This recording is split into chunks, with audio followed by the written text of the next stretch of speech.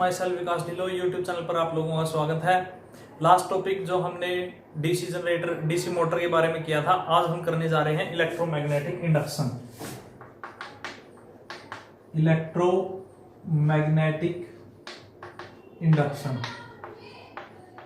Induction का mean होता है टू प्रोड्यूस। हमने ये पढ़ा था जहां जहां इलेक्ट्रिसिटी होती है या जहां से करंट पास होता है वहां पर मैग्नेटिक इफेक्ट या मैग्नेटिक फील्ड या मैग्नेटिक फोर्स प्रोड्यूस होता है।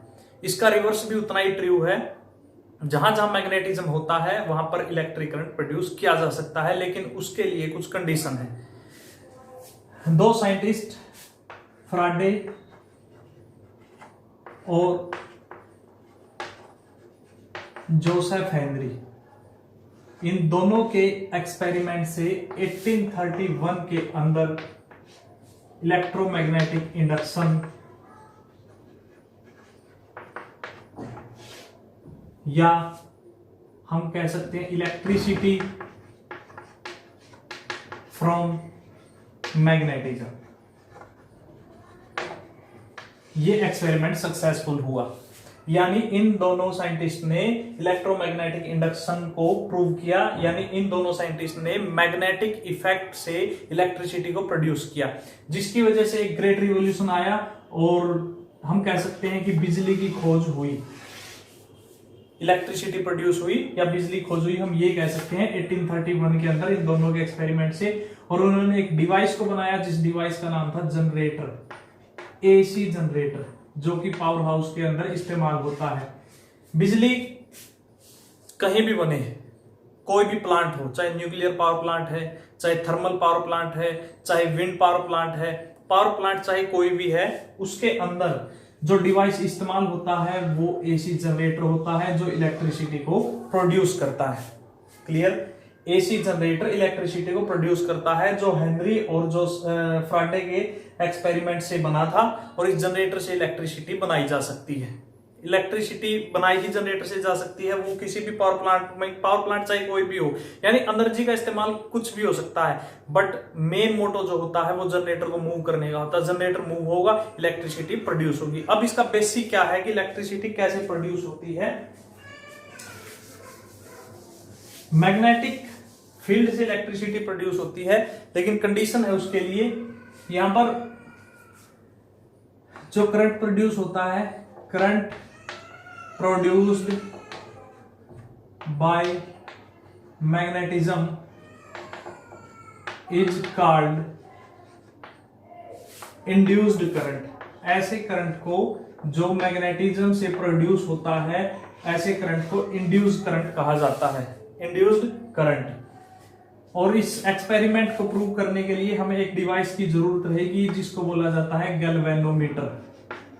Galvanometer is a sensitive device है, काफी sensitive, which use to detect current. देखो, करंट को मेजर करने के लिए हम एमीटर का भी इस्तेमाल करते हैं, लेकिन हम इस एक्सपेरिमेंट में गैल्वेनोमीटर का इस्तेमाल करेंगे। एमीटर का जो मेन मोटो होता है वो होता है टू मेजर द करंट, और गैल्वेनोमीटर का मोटो होता है टू डिटेक्ट द करंट। मतलब ये स्मॉल अमाउंट ऑफ करंट को भी डिटेक्ट कर सकता है नियर बाय में, जो एमीटर नहीं कर सकता। एमीटर बिल्कुल लाइट से करंट को मेजर नहीं कर सकता, उसको मेजर करने के लिए, उसको डिटेक्ट करने के लिए हमें गैल्वेनोमीटर की जरूरत होती है। गैल्वेनोमीटर एक सिंपल सा इंस्ट्रूमेंट होता है, इसके अंदर एक नीडल होती है, जीरो पॉइंटर होता है, लेफ्ट साइड में कोई रीडिंग होती है, राइट साइड में रीडिंग होती है, दोनों साइड रीडिंग होती है। अब गैल्वेनोमीटर में ये जो नीडल है ये 0-2 कंडीशंस के अंदर रहती है। पहली ये कि जब सर्किट के अंदर कोई करंट फ्लो नहीं करता तो गैल्वेनोमीटर की नीडल 0 इंडिकेट करती है। दूसरा, यदि करंट यूनिफॉर्म है, यदि करंट अपनी वैल्यू चेंज नहीं करता है, वो उसी फॉर्म से लगातार चलता है, तब भी ये नीडल 0 वैल्यू इंडिकेट करती है। यानी दो केस में ये 0 इंडिकेट करेगी, या तो सर्किट के अंदर करंट ही नहीं है, या करंट है तो यूनिफॉर्म रेट से चल रहा है, वो करंट के अंदर कोई चेंज नहीं आया, कम या ज्यादा नहीं हुआ। बात रहती है लेफ्ट और राइट की, कि लीडिंग जो रीडिंग है वो लेफ्ट और राइट के बेसिस का क्या अलग करैक्टर है, या लेफ्ट और राइट का मतलब है करंट की डायरेक्शन से। करंट राइट साइड में है, लेफ्ट साइड में, उसके बेसिस पर रीडिंग जीरो के कभी लेफ्ट में आती है और कभी राइट में आती है। अब जो हम एक्सपेरिमेंट कर रहे हैं उसमें हमारे पास गैल्वेनोमीटर होना चाहिए, उसमें हमारे पास मैग्नेट, गैल्वेनोमीटर और वायर, ये 3 हमको अप्लायंसेस चाहिए एक्सपेरिमेंट के लिए। कंडीशन ये है, यहां रिलेटिव मोशन चाहिए, रिलेटिव मोशन वायर और मैग्नेट के बीच में। मैग्नेट सिंपल हो, हॉर्सशू टाइप हो, वो आपकी मर्जी है, कैसे भी ली जा सकती है। वायर और मैग्नेट के बीच में रिलेटिव मोशन यहां होना चाहिए। रिलेटिव मोशन का मतलब है या तो वायर मोशन में हो, और मैग्नेट रेस्ट में हो, ये कंडीशन भी चल सकती है।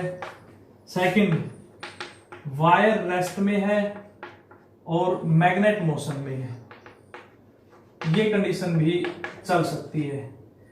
और वायर भी मोशन में है और मैग्नेट भी मोशन में है, ये कंडीशन भी चल सकती है। दोनों स्टेशनरी नहीं होने चाहिए। अगर दोनों ही स्टेशनरी है तो करंट प्रोड्यूस नहीं हो सकता। करंट प्रोड्यूस होने के लिए there is a relative motion between wire and a magnet. या तो वायर मोशन में हो, मैग्नेट को कांस्टेंट रखा जा सकता है, वायर रेस्ट में है, मैग्नेट को मोशन में रखा जा सकता है। दोनों ही मोशन में हो तो बड़ी अच्छी बात है, करंट की वैल्यू और ज्यादा प्रोड्यूस हो जाएगी। अब इसके पीछे का लॉजिक क्या है वो अभी बताता हूं। सिंपल हम एक्सपेरिमेंट करते हैं। ये हमारे पास एक मैग्नेट है जिसका एक side north pole, south pole, ये वायर फ्री टू मूव, ये गैल्वेनोमीटर है, नया गैल्वेनोमीटर नीडल। क्लियर? अब करना फास्टली है। अगर हम इसको स्लोली डाउन या स्लोली अप करते हैं तो इसके अंदर जो करंट है वो प्रोड्यूस नहीं होगा। फास्टली हमने क्या किया, इस फास्टली को, वायर को फास्टली इन दोनों मैग्नेट के बीच में अपवर्ड डायरेक्शन में मूव किया। जैसे ही हमने इसको अपवर्ड डायरेक्शन में मूव किया, मैग्नेटिक नीडल जो पहले 0 पे थी उसने स्लाइटली सा डिफ्लेक्शन शो किया, जो कि राइट साइड में चला गया। वायर को हमने जैसे ही मूव किया अपवर्ड, मैग्नेटिक नीडल में डिफ्लेक्शन हुआ, स्लाइटली मोमेंटली डिफ्लेक्शन होगा, बिल्कुल डिफ्लेक्शन हुआ, वायर ऊपर ले गया, डिफ्लेक्शन हुआ और हमने ऊपर रोक दिया, ये दोबारा 0 पे आ जाएगी। क्लियर? यानी इसका डिफ्लेक्शन ये बताता है कि जैसे ही वायर ने मोशन किया फास्टली, इस वायर में करंट प्रोड्यूस हो गया। उसके बाद इस वायर को फिर हम रैपिडली, ये 0 पे आ गई है रीडिंग, रैपिडली इसको डाउनवर्ड डायरेक्शन में मूव कर दिया। जैसे ही हमने इसको डाउनवर्ड डायरेक्शन में मूव कर दिया, नीडल ने फिर डिफ्लेक्शन है वो शो किया। लेकिन अब डिफ्लेक्शन, पहले राइट साइड में डिफ्लेक्शन था, वायर अपवर्ड जा रही थी, अब वायर डाउनवर्ड है, डिफ्लेक्शन लेफ्ट साइड में हो गया है। और यहां पर हम स्टॉप करते हैं तो ये नीडल दोबारा 0 पे आ गई। मीन हमने जैसे ही इसको मूव किया डाउनवर्ड फास्टली, तब भी करंट प्रोड्यूस हुआ है। अब हम इसको रैपिडली मूव करते हैं अप डाउन, तो ये जो नीडल है वो डिफ्लेक्शन शो करती रहती है, कभी लेफ्ट कभी राइट, कभी लेफ्ट कभी राइट। तो इसका मतलब ये है कि इस वायर के अंदर करंट प्रोड्यूस हो चुका है। देखो बेसिकली जो भी जनरेटर बनाए जाते हैं या जो जनरेटर में हमें करना क्या होता है, या तो वायर को मोशन में लाना होता है या मैग्नेट को मोशन में लाना होता है। लेकिन जो पावर जनरेटर होते हैं उनके अंदर वायर को फिक्स रखा जाता है और मैग्नेट को मूव करवाया जाता है फास्टली। जो हमारे घरों में भी जनरेटर, शादियों में या जो जनरेटर लाए जाते हैं, उन जनरेटर्स के अंदर क्या होता है, जो रोटेशन करते हैं वो मैग्नेट होते हैं, मैग्नेट रोटेट करते हैं, वायर उसके अंदर फिक्स रखी जाती है। हम कुछ डेमोस्ट्रेशन करते हैं, कुछ और एक्सपेरिमेंट रिलेटिव मोशन के कोयल को लेकर कि हम करंट को कैसे प्रोड्यूस कर सकते हैं। फर्स्ट मेथड हम यहां ले रहे हैं, एक हमारे पास कोयल है, यहां हमने गैल्वेनोमीटर अटैच किया और ये हमारे पास बार मैग्नेट है। ये दोनों फर्स्ट कंडीशन में रेस्ट में है।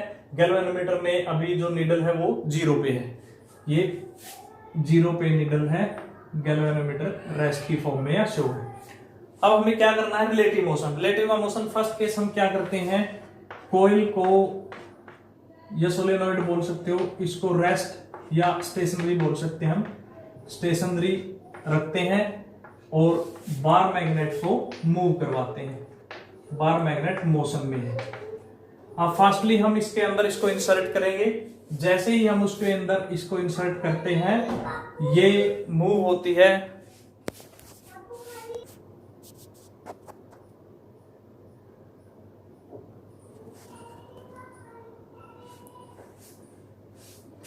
बार मैग्नेट को मोशन में लाना है। ये जो सोलेनॉइड है इसके अंदर जैसे ही बार मैग्नेट को फास्टली इंसर्ट करेंगे, गैल्वेनोमीटर की नीडल जो है वो डिफ्लेक्शन शो कर देगी, मतलब करंट प्रोड्यूस हो गया है। इसको जैसे ही हम बाहर निकालते हैं इसका डिफ्लेक्शन फिर पहले से अपोजिट डायरेक्शन में हो जाएगा। मीन हमने सोलेनॉइड को फिक्स रखा, इंसर्ट किया बार मैग्नेट को fastly inside fastly outside, deflection दोनों ही बार हुआ। लेकिन ध्यान रहे नीडल फर्स्ट केस में जिस डायरेक्शन में मूव करती है नेक्स्ट केस में उसके अपोजिट डायरेक्शन में मूव करेगी, क्योंकि करंट अपनी डायरेक्शन बदलता है, एक टाइम में पॉजिटिव और नेगेटिव होता है। ये एसी करंट की कैरेक्टरिस्टिक है, वो अपने जो पोलैरिटी है टाइम टू टाइम चेंज करता रहता है। सेकेंड केस में हमें क्या करना है, इसको फिक्स रखना है, इसको मोशन में लाना है। इसको मोशन में लाएंगे, इसको इसके पास लेकर जाएंगे, डिफ्लेक्शन होगा, इसको बाहर लेकर आएंगे तब भी डिफ्लेक्शन होगा। Second case. थर्ड केस में हमें इसको भी मोशन में रखना है और बार मैग्नेट को भी मोशन में रखना है। दोनों को फास्टली एक दूसरे के पास, एक दूसरे से दूर लेकर जाएंगे, करंट प्रोड्यूस होगा। तो रिलेटिव मोशन हमने तीनों केस किए हैं, बार मैग्नेट और सोलेनॉइड को। अब इसके पीछे का रीजन हम पढ़ते हैं। जो वायर होती है उसके अंदर होते हैं इलेक्ट्रॉन्स, और जो मैग्नेटिक फील्ड लाइंस होती है वो इलेक्ट्रॉन्स के ऊपर डालती है एक फोर्स, ईएमएफ, इलेक्ट्रोमोटिव फोर्स जिसको बोला जाता है। वो फोर्स इन इलेक्ट्रॉन को मजबूर कर देता है एक पर्टिकुलर डायरेक्शन में मूव करने के लिए। मैग्नेटिज्म की वजह से इलेक्ट्रॉन के ऊपर एक फोर्स लगता है जिसकी वजह से इलेक्ट्रॉन एक पर्टिकुलर डायरेक्शन में वायर के अंदर मूव होते हैं। जो मूव तो वायर के अंदर वैसे भी इलेक्ट्रॉन होते ही हैं, क्यों, फ्री टू मूव होते हैं कंडक्टर के अंदर, बट एक पर्टिकुलर डायरेक्शन नहीं होती।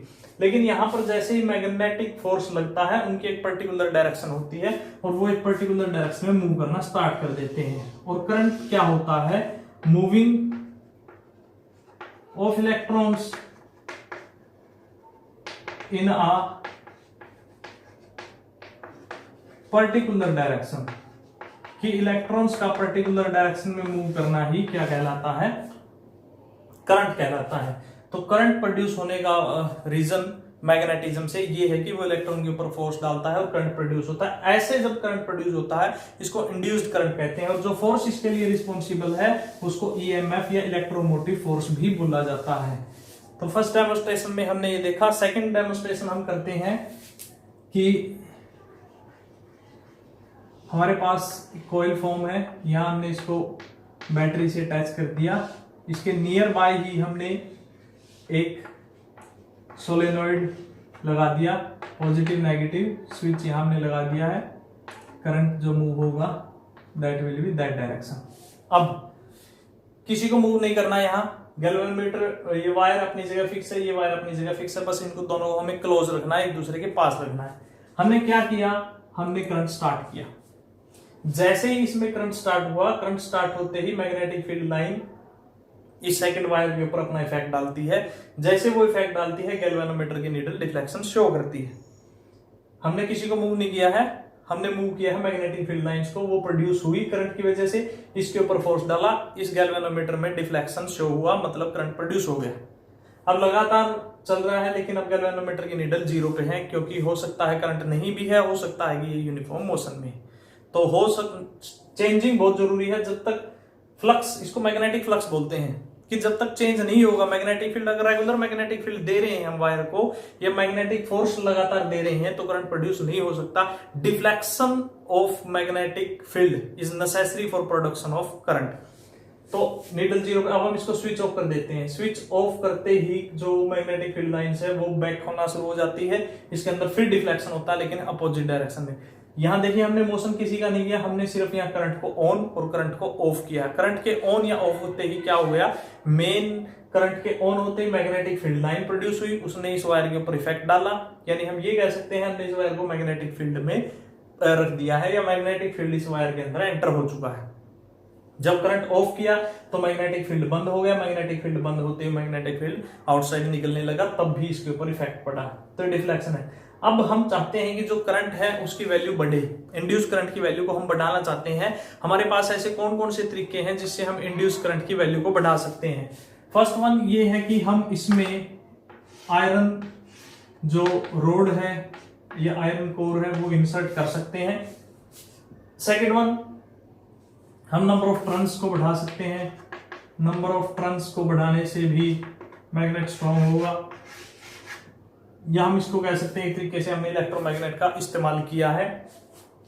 थर्ड वन, जो स्पीड है, स्पीड ऑफ रोटेशन, अगर उसको इंक्रीज कर दिया जाए तो भी इंड्यूस्ड करंट की वैल्यू को बढ़ाया जा सकता है, इंड्यूस्ड करंट की वैल्यू को बढ़ाया जा सकता है। तो ये कुछ तरीके थे जो एक जनरेटर का बेसिस है, एक जनरेटर कैसे करंट प्रोड्यूस करता है। मेन एक ही बात है कि वहां पर रिलेटिव मोशन है मैग्नेट का और वायर का। एक जनरेटर के अंदर सिंपल एक मैग्नेट और वायर ही होते हैं जो रिलेटिवली मोशन में होते हैं और उन्हीं की वजह से करंट प्रोड्यूस होता है। इंडिया के अंदर जो करंट प्रोड्यूस होता है उसकी फ्रीक्वेंसी 50 हर्ट्ज होती है एसी करंट की। कल हम इस टॉपिक के बारे में डिस्कस करेंगे एसी और डीसी। उससे पहले कल हम फ्लेमिंग है लेफ्ट हैंड रूल तो हमने पीछे किया था, राइट हैंड रूल हम करने जा रहे हैं इंड्यूस्ड करंट के बेसिस पे। और इस चैनल को ज्यादा से ज्यादा लाइक शेयर सब्सक्राइब करना ना भूलें। Thank you.